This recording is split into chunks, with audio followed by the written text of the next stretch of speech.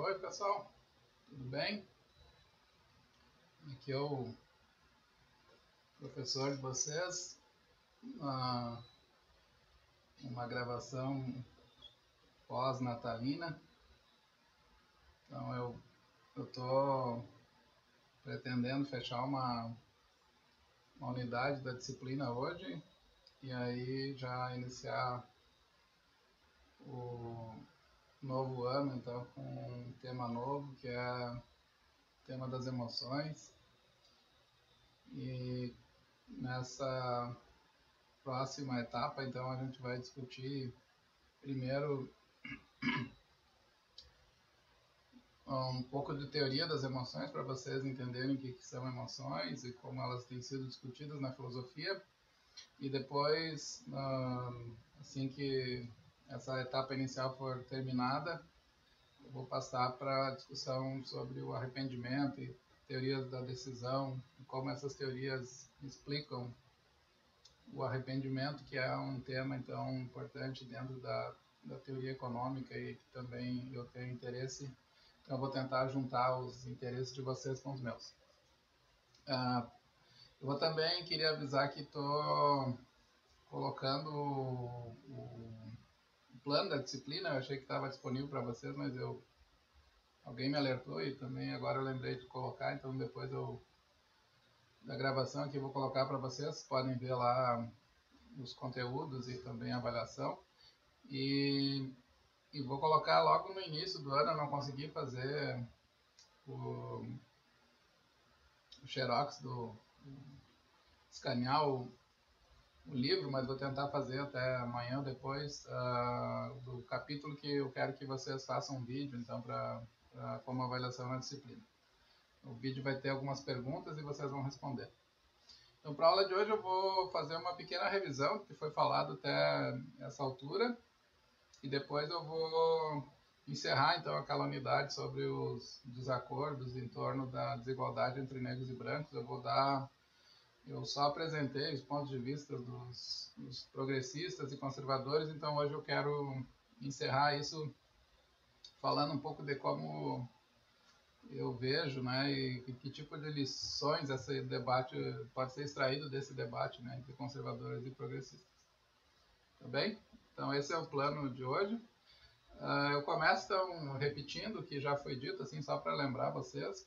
Essas aulas online, né, elas ficam muito, às vezes, um pouco, como não tem a presença física, né, as ideias se perdem facilmente.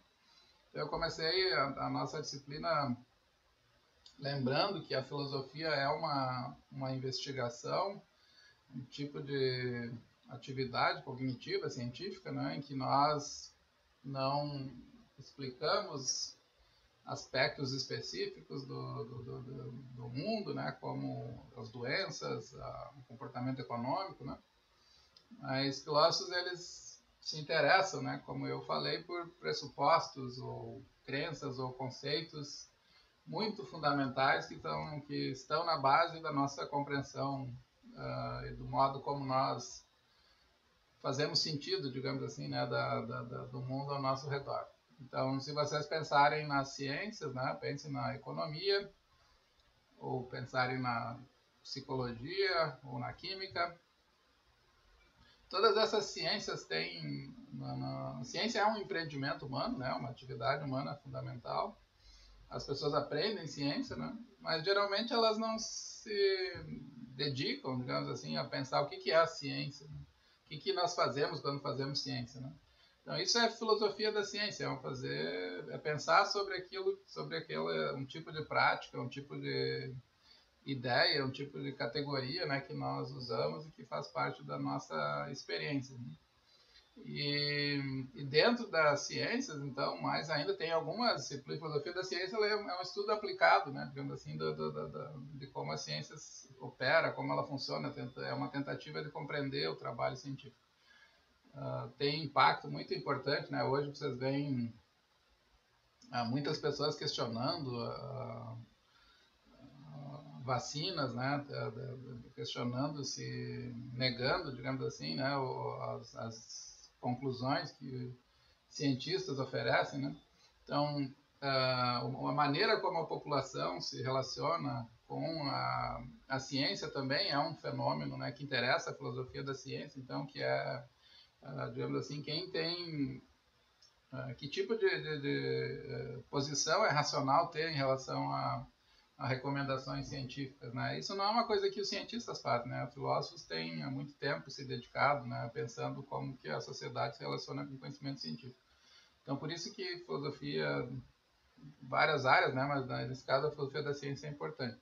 E então, e dentro da ciência, né, existem também categorias que são generalizadas e são admitidas em várias disciplinas científicas diferentes.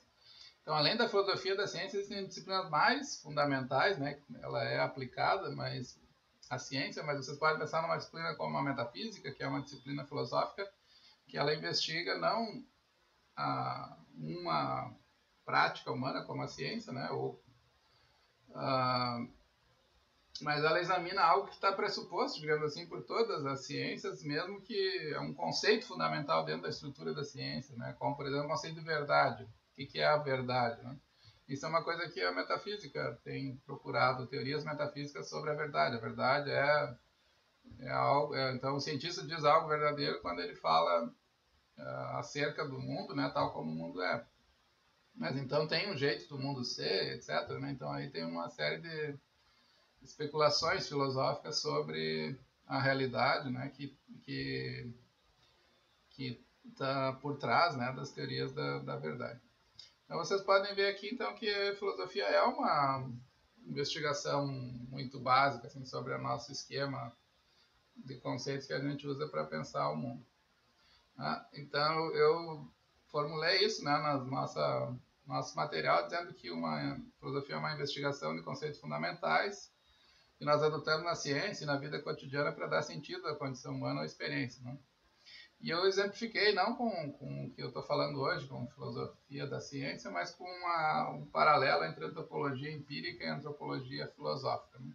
Então, vocês podem pensar metaforicamente o trabalho um trabalho do antropólogo empírico, ele vai numa tribo indígena desconhecida e tenta traduzir o modo como eles enxergam o mundo para o nosso vocabulário, tenta explicar como é que é a visão de mundo daquele povo isolado da Amazônia, os Wayalapiti, né? Lembra que eu falei? Que não tem, por exemplo, faz parte da nossa cosmologia pensar que as entidades são separadas, né? Mesa e ser humano são coisas diferentes, Flávio e o seu gato são coisas diferentes. Mas os Wayalapiti não tem essa metafísica, não tem essa cosmologia do mundo compartimentado, né? Eles acham que todas as coisas fazem parte de uma mesma cadeia, assim, elas estão entrelaçadas, né? Gato e ser humano são coisas interligadas, digamos assim, né? E aí, então, quando o gato toma água, né? Eles não dizem que o gato tomou água, né? Como se a água fosse uma entidade diferente do gato. Eles dizem que a água virou gato. E quando o gato virou água, né? E isso tem uma linguagem que diz as coisas assim, né? Em vez de água, o gato foi tomar água, então a água onçou. O gato, a água não, a onça virou água, né? A água onçou, a água virou onça. E é assim que eles falam, né? Então, o que o antropólogo empírico faz? Ele traduz essa linguagem estranha, essa cosmologia estranha, essa forma estranha de ver o mundo para a nossa linguagem. E então, aí vocês podem usar essa imagem para pensar o filósofo. O que o filósofo faz, o professor Flávio e outros filósofos, né, que vivem no mundo aqui atualmente? Eles tentam traduzir o nosso esquema conceitual, não de um povo estranho, os índios lá da Amazônia, mas do nosso próprio universo, né? Tentam ampliar a nossa autoconsciência sobre as nossas formas de pensar o mundo, de pensar a realidade e pensar nós mesmos, né? Então, nós nos pensamos como seres físicos, com um corpo, com uma consciência, com uma mente, com desejos, com vontades, com emoções, e todo esse estoque, assim como grupos sociais, então a filosofia social se interessa, né, por pensar a ideia de que sociedades se organizam não só como indivíduos, mas também como grupos, e como grupos as pessoas que compõem esses grupos estão sujeitas a certas formas de tratamento, de abordagem, de significação moral, etc., né? Estereotipagem e tudo mais, né? Então, isso é o que, basicamente, de uma maneira muito simplificada, é o que o filósofo faz. Ele tenta olhar de fora assim, a maneira como nós concebemos o mundo e tenta decifrar para nós, tornar claro para nós essa maneira de ver o mundo. Eu vou dar um exemplo aqui para vocês. Então, a filosofia, basicamente, ela não lida, então, se vocês pensarem na biologia, né? A biologia explica as espécies, como elas se reproduzem, etc. A filosofia não tem um domínio muito restrito, assim, de investigação, né? A filosofia, ela lida com vários problemas que vão surgindo, né? Então, por exemplo, agora tem muitas tecnologias novas sobre transplante de órgão, né? Transplante de partes mecânicas, né? Que pessoas então têm clonagem, essas discussões sobre quando alguém tem os óvulos ou o sêmen, né? Que é doado e vai para um banco de sangue, a pessoa quer.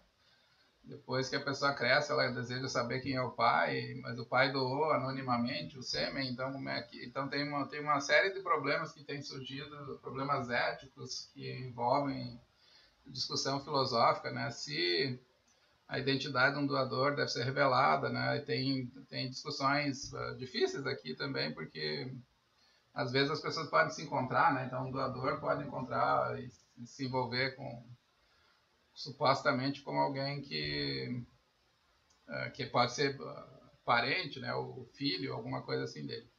Então, os problemas eles vão surgindo e se modelando conforme a época, nem sempre são os mesmos problemas, né? A filosofia medieval tinha problemas ligados à tradição religiosa, a filosofia moderna tinha problemas ligados à fundação das ciências, que surgiram na época, né, e que desafiavam as concepções tradicionais de conhecimento. E a filosofia atual tem boa parte, né, das suas discussões são ligadas a mudanças sociais e mudanças na área da tecnologia, né? Uma das áreas em que ela tem avançado muito, né, que é basicamente em função da pesquisa no cérebro, né, que é o cérebro a última fronteira, se diz, né, do conhecimento humano acerca, né, da nossa própria condição. O cérebro é muito misterioso, né? A gente conhece pouquíssimo, né, sobre o funcionamento dele. E então na filosofia também tem avançado muito nessa área, especialmente na ciência cognitiva, junto com a linguística, com a antropologia, com a informática, né? Tem feito avanços importantes. E um dos tópicos fundamentais aí da filosofia nesse domínio da discussão do cérebro é tentar entender o que é a consciência, né? Que é essa capacidade que seres humanos têm de se autorrepresentar e olhar para si mesmos e refletir sobre os próprios atos, né? E a consciência é uma parte da mente, né? Então tem uma discussão também muito grande em filosofia. A gente estava falando da antropologia antes, né? Aqui vocês podem ver que a gente é parte da nossa autoconcepção pensar que nós temos mente, né? Que aqui dentro da cabeça eu tenho uma concepção de mim mesmo como um ser agente que tem filhos, que tem projetos, que tem prioridades, né, que deseja perseguir, que tem certos objetivos. Então aqui vocês veem que tem uma mente, né, que é um pressuposto assim, da nossa experiência. A gente pensa que tem uma mente, eu penso que tem uma mente, né? Mas o que é ter uma mente, né? Então tem uma discussão se vocês abrirem aqui, vocês vão encontrar um cérebro, né? Mas a mente é o cérebro? Parece que ela não é, né? Porque essas ideias que eu tenho, elas não são coisas físicas, meramente físicas, né? Então a mente tem que ser alguma coisa um pouco diferente. Então tem várias teorias aqui, eu citei duas para ilustrar para vocês o dualismo, né? Que diz que a mente e corpo são coisas distintas. Então o cérebro e a mente não são a mesma coisa, né? O cérebro é parte do corpo, a mente ela é espiritual, é imaterial, ela não se reduz a essas trocas químicas que acontecem no cérebro entre neurônios, né, que a ativação de neurônios, que é o que acontece no cérebro, né? Mas tem outros filósofos que são fisicalistas, então que dizem que a mente é o cérebro, né? Porque se você acabar com o cérebro, acaba com a mente, né? Então, e tem os que defendem a teoria do processo dual, né? Que diz que a mente é um epifenômeno, né? Ela depende do cérebro, mas ela não é o cérebro. Ela é como algo que surge do cérebro, né? Emerge do cérebro, mas não é o próprio cérebro. Então, esse é um exemplo bem claro assim, de que filosofia lida com problemas. Então, esse problema da mente não é um problema que os antigos se interessaram tanto, porque eles não tinham tanta compreensão, né, da estrutura, da anatomia humana e nem mesmo do funcionamento do cérebro. Então, como a ciência foi se desenvolvendo nessa direção, a filosofia passou a estudar esse tema, né, e é uma área que os filósofos são frequentemente convocados, né, a contribuir com o trabalho da ciência. Então, isso basicamente é a ideia, então, da filosofia, que ela é uma investigação muito geral sobre conceitos que estão na base da nossa autocompreensão e da compreensão do mundo ao redor. Ela não tem, então a filosofia não lida com investigação de realidades, digamos, ela lida com problemas, e na investigação desses problemas, os filósofos também não usam métodos empíricos, né? Agora já tem até, em função desses avanços científicos muito grandes, tem uma área da filosofia que chama filosofia ex-philosophy, né? Que é a filosofia experimental. Mas essa é uma área nova ainda, né? Então, que está se consolidando, né? O que filósofos mais fazem normalmente é investigação conceitual. Eles formulam a partir de certas intuições, né? Por exemplo, eu penso a minha mente não é o meu cérebro, né? Porque quando eu durmo, a mente continua funcionando, né? Então, supostamente, não parece que ela se confunde, assim, ou se iguala, né? Ela é idêntica ao cérebro, né? Parece que tem alguma coisa que está... Ou quando eu acordo de manhã, né? O cérebro supostamente não poderia carregar essas memórias e fazer com que elas fossem lidas por mim, né, como parte de uma identidade, se eu fosse só um cérebro. Então, parece que tem algo que é independente dele, né, que é uma espécie de estruturação, organização, e isso é a mente, né, que faz. Então, os filósofos não fazem esse tipo de investigação empiricamente, né, eles fazem usando essas intuições, né? Eu começo a pensar no assunto, vejo que tem uma certa lógica, né, em defender que o cérebro não é físico, ele é que a mente, desculpa, não é física, ela é imaterial. E aí vão propondo descrições, né? E essas surgem então as teorias, né, filosóficas, que elas são baseadas em evidência de tipo racional, né? Eu digo, se o cérebro foi... Por que eu acho que o cérebro é isso? Por que eu acho que a mente é isso? Porque tem tais fenômenos que não podem ser explicados por uma teoria fisicalista. E aí a outra pessoa critica a teoria, então eu formulo, arranjo ela, conserto e formulo uma outra. Então os filósofos, basicamente o que eles fazem é propor argumentos explicando tentando resolver um determinado problema, e na disputa com outras teorias, as melhores, né, vão sendo consolidadas, vão sendo seguidas, e são as que a gente ensina, né, nas faculdades de filosofia. Ok?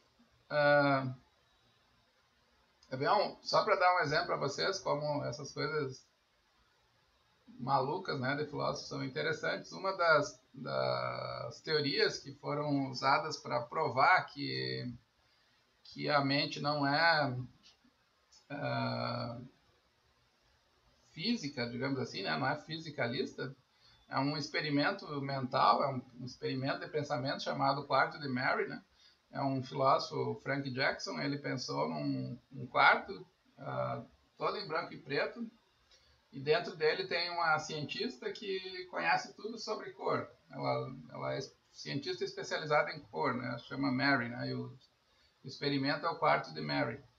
E a Mary sabe como é que as cores se formam, comprimento de onda, todos os detalhes, né, de como as cores são formadas, Mas como ela está dentro de um quarto em branco e preto, ela nunca viu nada colorido na vida dela, né? Então, num certo dia, ela sai para fora do quarto, né? Então, o que está acontecendo dentro da cabeça dela, digamos assim, dentro do quarto, é um certo tipo de experiência, né? É uma experiência cognitiva, assim, que ela conhece como que as coisas funcionam. Mas quando ela sai para fora do quarto e vê o mundo colorido, vê um tomate, uma maçã vermelha, né? Ela tem uma intuição assim, então isso que é a cor vermelha, né? Então parece que a descrição material que ela tinha não consegue capturar tudo que é a experiência de ver vermelho, né? A gente chama isso de qualia, né? O aspecto qualitativo da experiência ela só teve quando foi exposta, quando ela ficou na frente de um tomate. Então a mente não pode ser só essa compreensão que a cor é uma interação de onda, né? Que tu não pode reduzir a experiência humana, né? Portanto, que é a experiência da consciência, do que é ter uma vida mental, né? Tu não pode reduzir ela simplesmente a processos físico-biológicos, químicos, né? Tem uma dimensão subjetiva da experiência e por isso parece que a mente não é meramente algo físico, né? Parece que tem algo subjetivo, né? Que não é físico, que é algo que se experimenta, né? E que não se reduz aos processos físicos, que é parte do que é ter uma mente. Não sei se vocês entenderam o argumento, mas esse é o argumento do Frank Jackson, né, chamado Quarto de Mary. Então, isso é o suficiente, eu acho, para relembrar vocês do que eu falei sobre a natureza da filosofia. E eu também falei que queria, né, e foi o que eu fiz, examinar um conjunto de problemas para ilustrar essa caracterização da filosofia que eu fiz, né? E o primeiro problema, então, que a gente examinou foi uma disputa, né? Mencionei para vocês, estou escrevendo um livro sobre desacordos raciais, então tem um desacordo sobre o que é racismo, né? Vocês viram recentemente o vice-presidente dizendo que não existe racismo no Brasil e depois outras pessoas dizendo que o assassinato do Beto lá no Carrefour, Alberto, né? Alberto Freitas, esse assassinato foi motivado, né, por um certo tipo de racismo, né?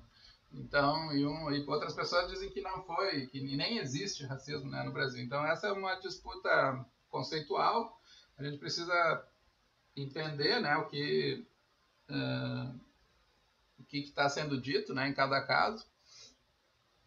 Então, eu estou ilustrando aqui para vocês um tipo de trabalho que filósofos fazem, que é tentar tornar certos conceitos que têm um papel central na nossa experiência, né? Muitas pessoas reclamam e sofrem, né, de racismo, mas existe divergência sobre o que vem a ser o racismo. Então aqui está uma forma de colocar isso, né? Eu chamei de problema da natureza do racismo, é se o racismo é um defeito de caráter de algumas pessoas, os racistas, ou se ele diz respeito às posições privilegiadas, por exemplo, de brancos na sociedade, né? Se isso é parte do racismo. Então, que é uma das maneiras que dá para formular o problema.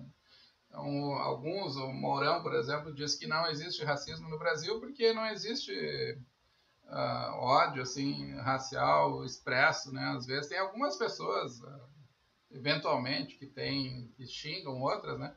Mas é um comportamento isolado, essas pessoas são racistas, têm um defeito moral, né? Mas normalmente não tem. E outras pessoas dizem, não, o que aconteceu no Carrefour foi um ato de racismo, mas elas não estão dizendo que as pessoas foram motivadas, né? Que elas odeiam, o segurança odeia negros e, portanto, ele foi lá atacá-lo, né? Não é nesse sentido que elas estão falando.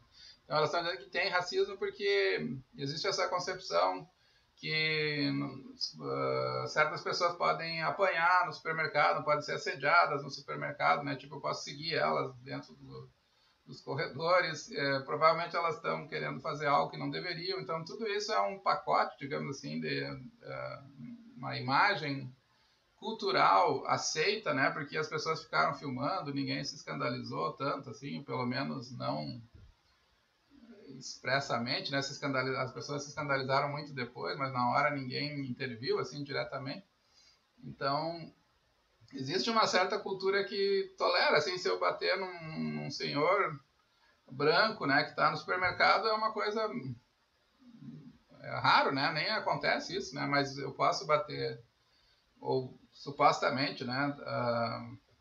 Existe uma certa tolerância em relação à violência quando ela se aplica a grupos negros, né, no Brasil. Então, o racismo, nesse caso aqui, ele é uma certa forma de ver um grupo social, um grupo racial, uma forma negativa, uma forma que licencia certos atos que normalmente eles seriam vistos, né, como abusos, né, se fossem aplicados a outras pessoas. Então, e chocariam, né, muito mais do que chocaram, né, no caso desse assassinato brutal que aconteceu lá. Então, aqui a disputa é final. O que é o racismo? Ele é essa ideologia ampla, social, ou ele é um defeito que umas poucas pessoas racistas têm?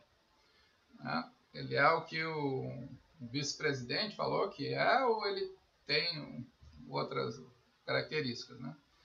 Então, eu apresentei isso para vocês, eu estou revisando aqui, né, que tem uma forma que eu chamei de conservadora de responder a pergunta, que diz que o racismo é um traço de caráter, né, um defeito de algumas pessoas, e ele é um defeito que consiste em considerar certos grupos inferiores, então eu posso xingar, eu posso maltratar, né, e eu posso tratar com desprezo essas pessoas.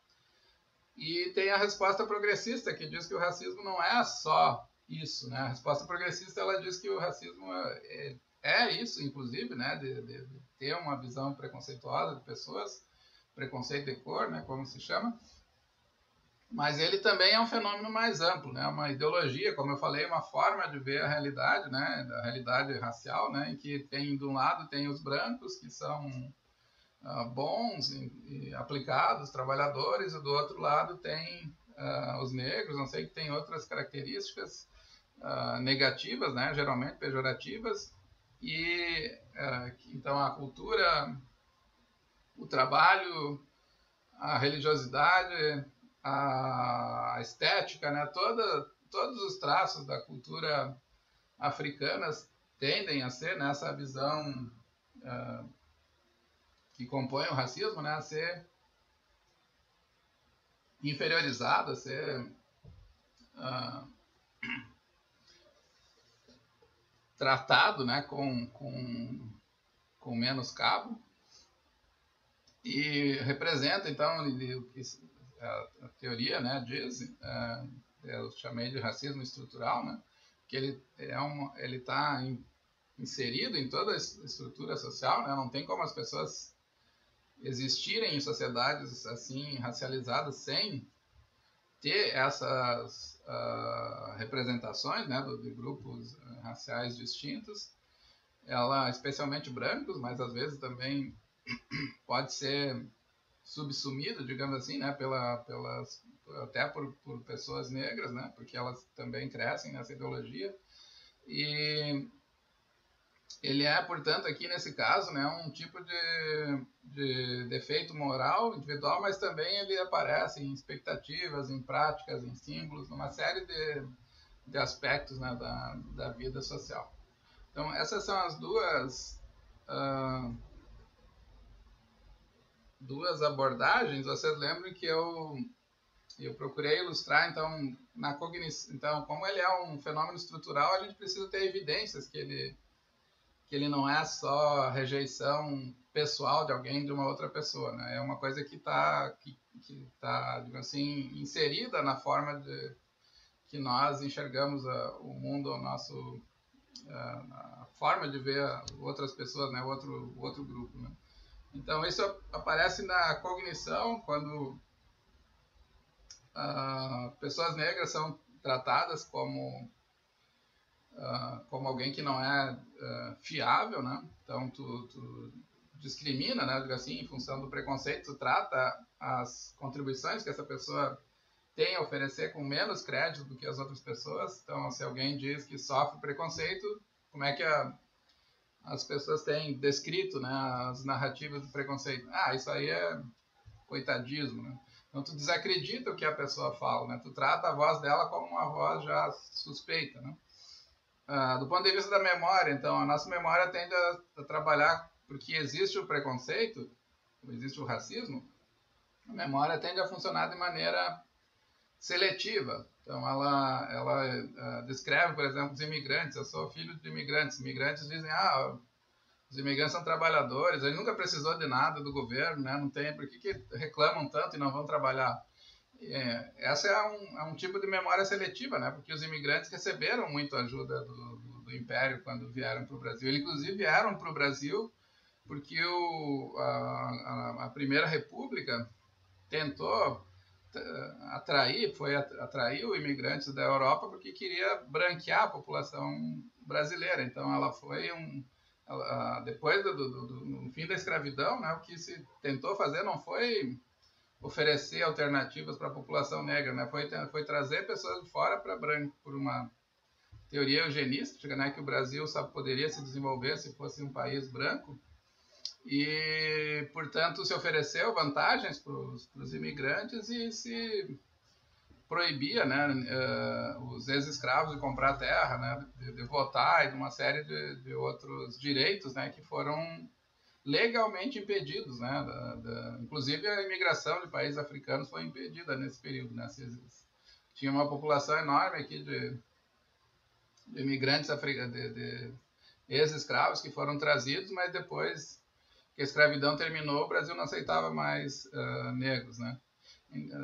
Os povos da África. Então, a memória também é seletiva, né? Porque ela tende a lembrar coisas ruins sobre falhas, né, da população negra, mas tende por exemplo, que reclamações sobre racismo, mas não lembra, por exemplo, de que grupos considerados ou que têm um certo status, né, social de superioridade, de supremacia, eles não são vistos como alguém que também recebeu apoio.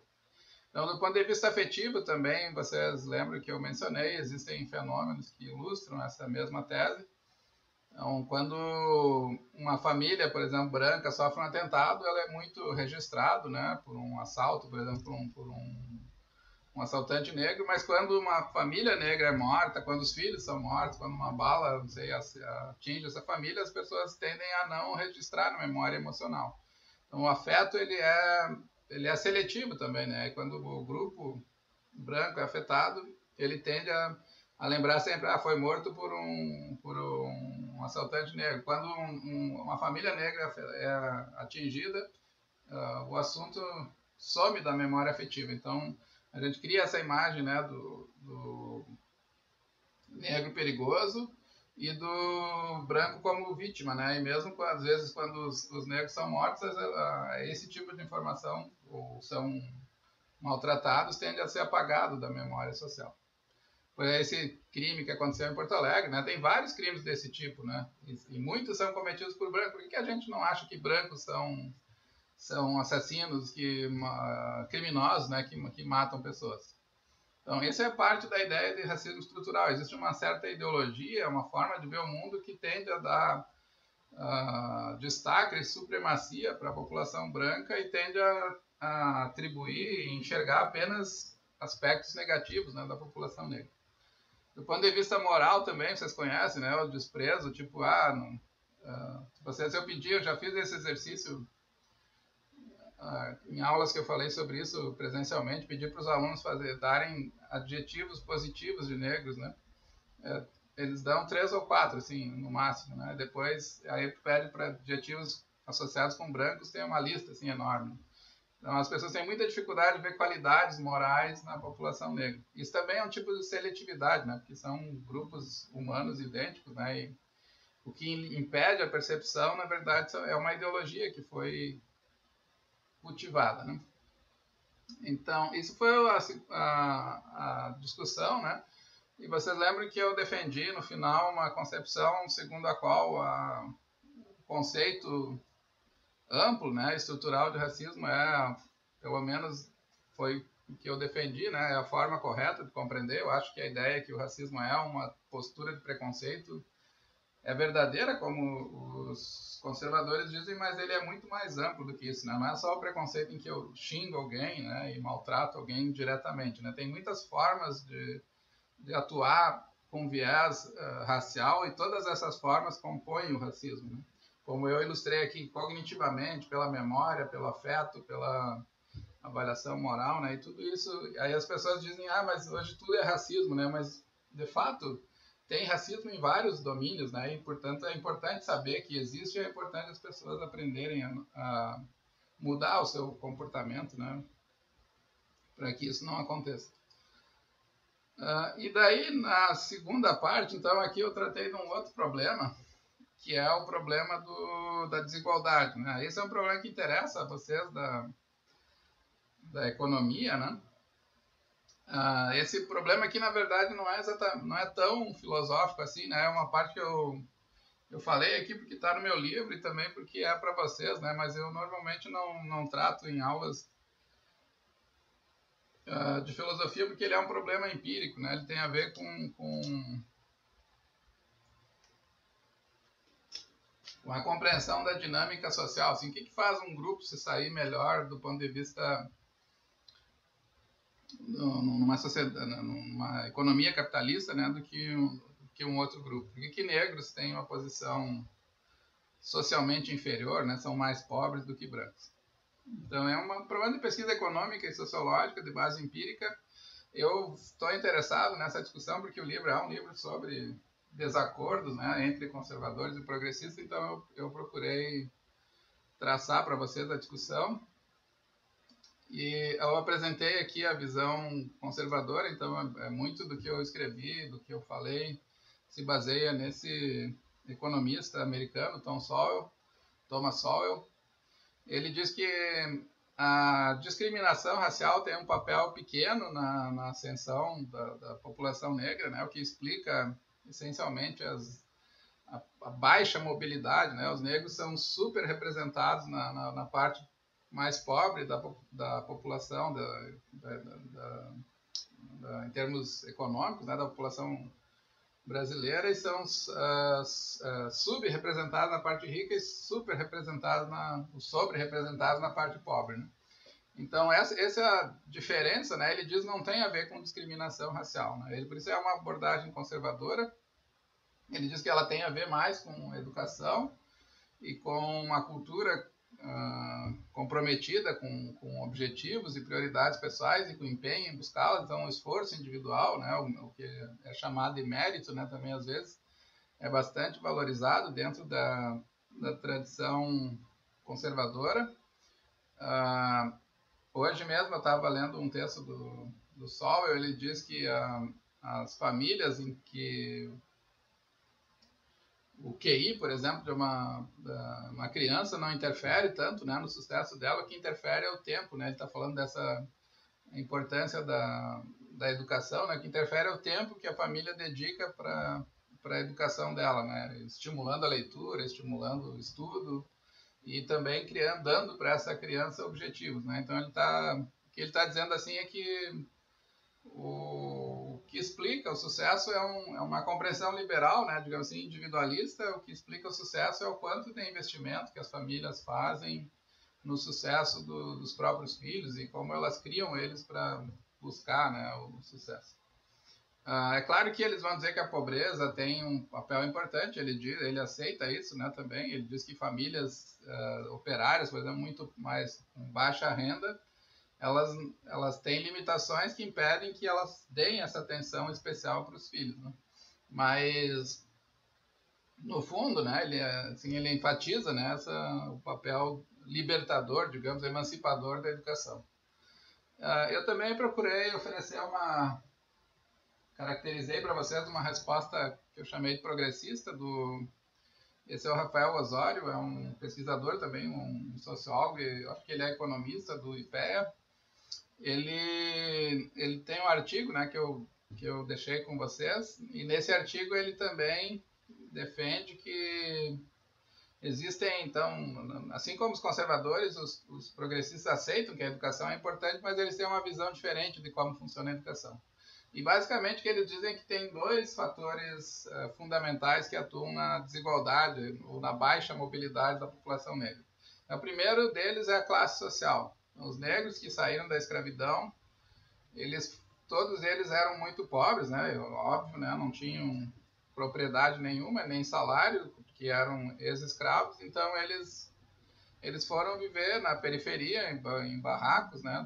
Das cidades da época, em Salvador, no Rio de Janeiro, em Pernambuco, em alguns lugares aqui do sul, e essa a população negra muito pobre, então ela ingressou dentro da economia já de saída, né, sem habilidade, sem educação, sem nenhum tipo de incentivo, né, que pudesse ajudá-la a se estabelecer, né, no início, depois que o regime escravista terminou. Além dessa dimensão econômica, né, eles achavam, então, os economistas na época achavam que quando o país se desenvolvesse economicamente, essa massa pobre, né, naturalmente ela iria se inserir, né, no sistema, no emprego, né, e teria ascensão social, mas isso também não se verificou, né? O artigo dele é muito didático nesse sentido, né? Ele mostra que durante muito tempo existia essa crença que não tem discriminação no Brasil, porque o Brasil é um país miscigenado, né? Mas o que se mostrou é que, de fato, tem uma correlação entre classe e raça, né? As pessoas pobres são as pessoas negras, e quando o país se desenvolveu, o grupo branco tendeu a ter ascensão social e o grupo negro tendeu a perder mais facilmente as suas posições ou nem acessar, digamos assim, né, o desenvolvimento econômico que vinha surgindo. Então, classe e raça se sobrepõem e tem a alternativa da educação, mas essa alternativa tem um poder limitado, né, na explicação progressista. E foi aqui que eu parei, então, na última aula. Agora eu quero, nessa caracterização, fiz uma discussão mais detalhada, né, da posição progressista, mas hoje eu queria, então, terminar apresentando a minha síntese desse debate, assim como eu apresentei uma síntese sobre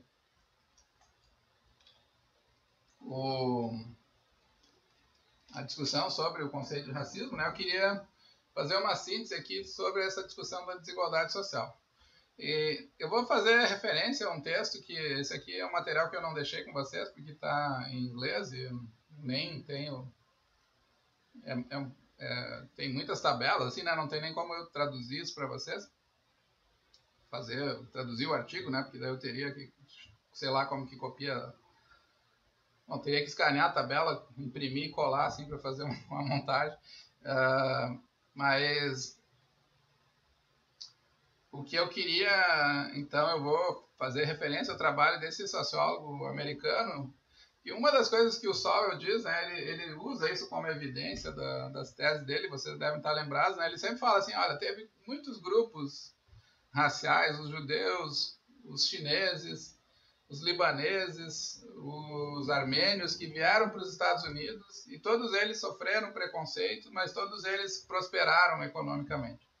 Então, isso mostra que não é o preconceito que limita a prosperidade. Né? O que limita a prosperidade é tu ter um investimento forte em educação, um investimento forte no trabalho duro, que as famílias imigrantes elas se sacrificavam muito para educar os filhos, e depois que os filhos eram educados, iam para a universidade, aí eles ajudavam, né, a família a melhorar de vida também. Então é uma tese bastante plausível, né, do Sowell, mas ele não tinha nenhuma comprovação com a população negra americana, né, porque todos esses que sofreram preconceitos que ele mencionou, alemães, poloneses,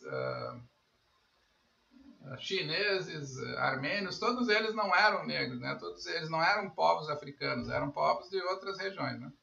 E o Van Tran, esse cientista, é um sino-americano, ele também é filho de imigrantes, né? O pai dele veio da China, que depois fugiu da China na época do comunismo, foi para o Vietnã, e daí depois no Vietnã também se tornou comunista, aí ele fugiu para os Estados Unidos. e ele é um imigrante de segunda geração. Ele estuda, né, imigração, e ele conseguiu rastrear com dados dos censos americanos o desempenho de grupos, vários grupos de imigrantes, inclusive de imigrantes que eles chamam lá de West Indians, né, que são imigrantes do Caribe, ali de Cuba, da Jamaica. Muitos desses imigrantes são imigrantes negros, portanto, eles, do ponto de vista da exposição à discriminação racial, preconceito, eles estão em pé de igualdade com a população americana. Então, eles são uma boa forma de comparar o desempenho, porque tu pega dois grupos que são do mesmo, estão expostos ao mesmo tipo de racismo, né, e tu verifica se teve diferença no desempenho desses grupos.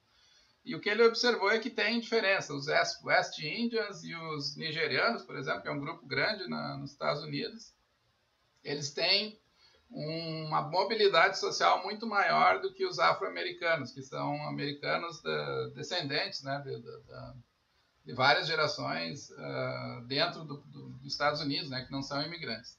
Então, isso parece confirmar a tese do Sowell, né, que na verdade não é o racismo que limita a progressão social de negros, é algum outro fator. E ele também parece sugerir que a interpretação conservadora é correta com relação à educação, porque ele diz que as famílias que tiveram ascensão social foram famílias que fizeram um investimento muito forte na formação. Então, todos eles chamam de, esqueci agora, hyperselectivity, né, que são hiperselecionados, eles têm posições, assim, eles passaram por universidade, então eles não estão no mesmo nível, né, de pessoas não letradas, digamos assim, né, eles são imigrantes que ascenderam também culturalmente, né. Então, essas duas evidências parecem comprovar a tese conservadora do Sowell, do economista, né, que diz que o que garante o sucesso ou o fracasso, né, na ascensão social não é tanto a pobreza e nem a condição de sofrer discriminação. O que garante sucesso é o investimento grande da família na formação, né, e o quanto a segunda geração consegue, né, entrar na universidade e aí conseguir posições sociais que oferecem salários melhores, né? Bom, eu acho que aqui essa parte não está no material escrito que eu dei para vocês. Eu acho que aqui tem uma lição que os conservadores estão corretos, né? Eu acho que não tem, inclusive, eu acho que todo progressista honesto admite isso, né? Que sem esforço não tem como alguém progredir, né? No capitalismo, os melhores salários são salários na área de tecnologia, na área da saúde, na área das engenharias, não sei, na economia, né? Que é a área de vocês. Então não tem como alguém progredir socialmente no capitalismo se essa pessoa não se qualificar em áreas de alto nível técnico e que tem demanda, né, no mercado competitivo do capitalismo. Mas tem alguns pontos aqui que também que fica claro, né, no trabalho desse sociólogo, Van Tran, que mostram que não é exatamente como o Sowell, né, sugere. Então, não é assim como se a família vai decidir investir fortemente na carreira do filho, né, alguma coisa desse tipo que vai garantir o sucesso econômico, né, dessa família. O que ele mostra que é importante? Então, primeiro, ele mostra que tem esses grupos de West Indians e de nigerianos, especialmente os nigerianos, têm uma história de muito sucesso. Muitos deles, eles trabalham muito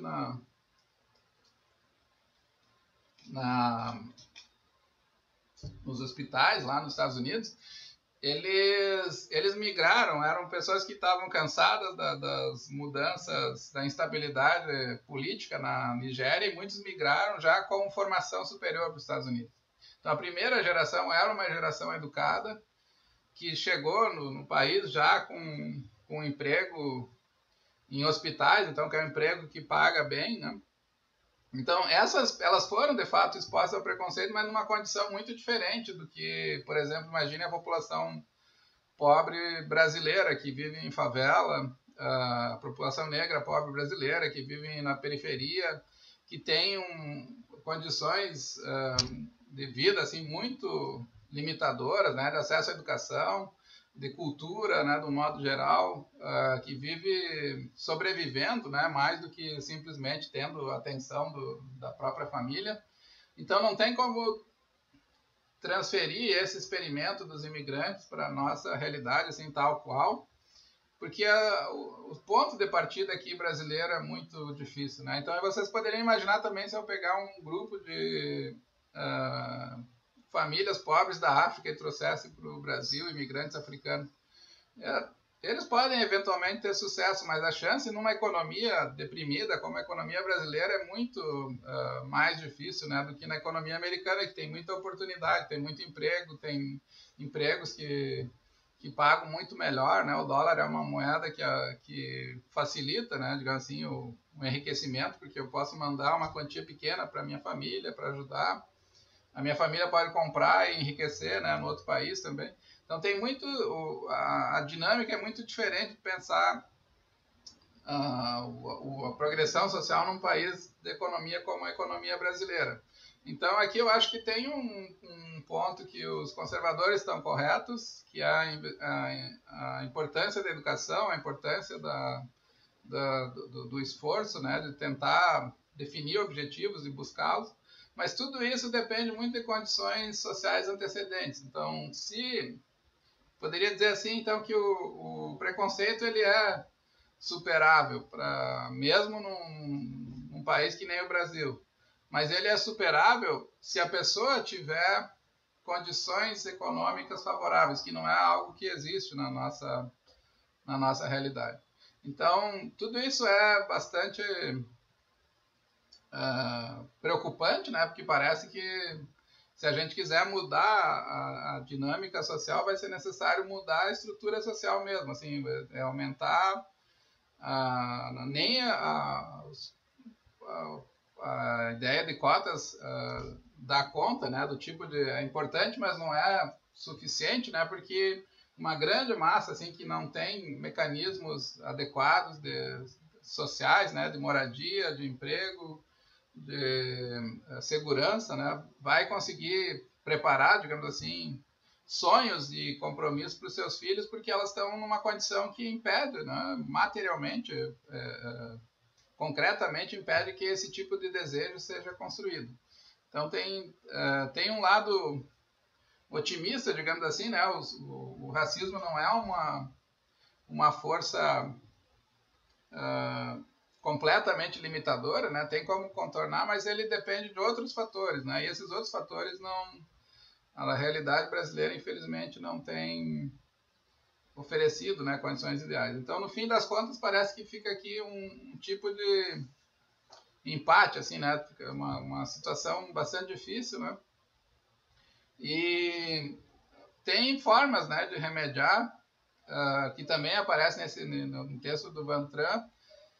Ele dá exemplo desses grupos nigerianos, por exemplo, eles têm uma solidariedade muito grande, tem cooperativas de mútua, assim, são cooperativas que uma família ajuda a outra e eles vão conseguindo emprego, abre uma empresa, oferece emprego para algum parente, né? Então eu sugeri aqui também, dentro dessa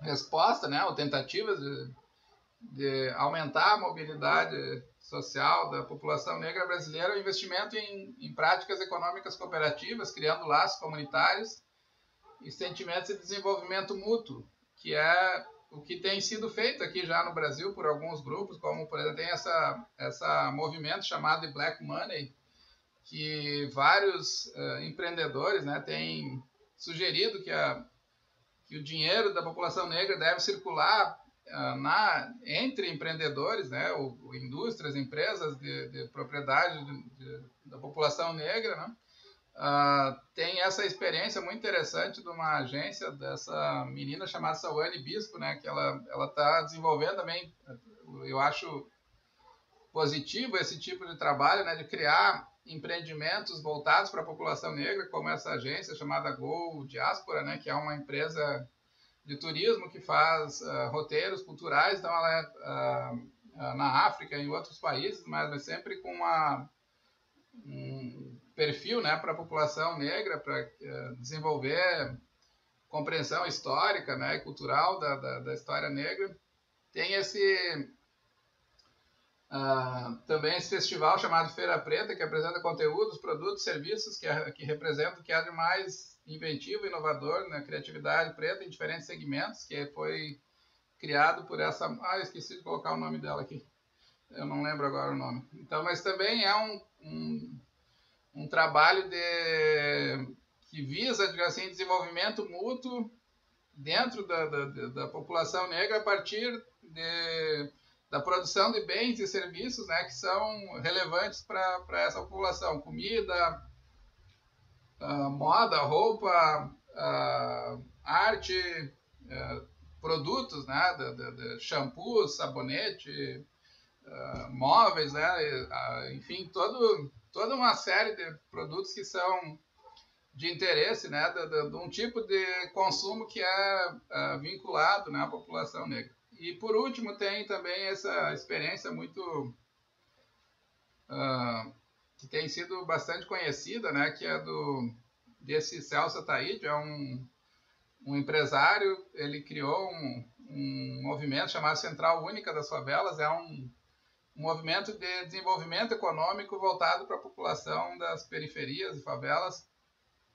E ele criou uma empresa chamada Favela Holding, né, que ele é uma espécie de intermediário, né, ele conecta pessoas que têm serviços a oferecer com as pessoas que precisam do serviço. Então ele cria estratégias de negócio para as pessoas e também conecta as pessoas, né, com o tipo de oportunidades que elas têm para o desenvolvimento de empreendimentos. Tudo isso ainda como eu falei, é um pouco... é limitado, né? Assim como as cotas são limitadas para garantir a ascensão social, porque são só aquelas pessoas que forem para a universidade, que tiverem sucesso dentro da universidade, que vão conseguir prosperar economicamente. Esses empreendimentos também eles não mudam a estrutura de pobreza, eles atacam, digamos assim, eles ajudam a minimizar, mas eles não resolvem, né? Então, mas eu acho que é um movimento que precisa ser levado adiante, né? Eu acho que aí eu vejo um pouco do espírito que o Fantran estava sugerindo lá, que os nigerianos adotam nos Estados Unidos, né, de criar uma cultura forte, assim, de compromisso grupal e de autodesenvolvimento a partir da atividade econômica, né? Eu acho que é uma saída, mas ela não resolve, né? Então o Brasil só vai ter integração da população negra quando o racismo for minimizado, né? Ou quando as pessoas se prepararem, digamos assim, para enfrentar o racismo com habilidades, e quando empreendimentos forem criados para essas pessoas poderem desenvolver se desenvolver economicamente, né? Enquanto essas duas coisas, assim, o desenvolvimento econômico e a discriminação não diminuir, não tem como... É claro, as pessoas não têm que estar preparadas, né? Não é tão simples. Não adianta acabar o preconceito e não tem pessoas com habilidades, elas não vão prosperar. Então é uma série de fatores, mas o mais difícil aqui, me parece, é mudar a estrutura econômica. Tá bom? Então eu encerro a aula aqui e eu vou daí a partir de janeiro, então a gente começa um tópico novo. Um abraço, tchau para todos vocês.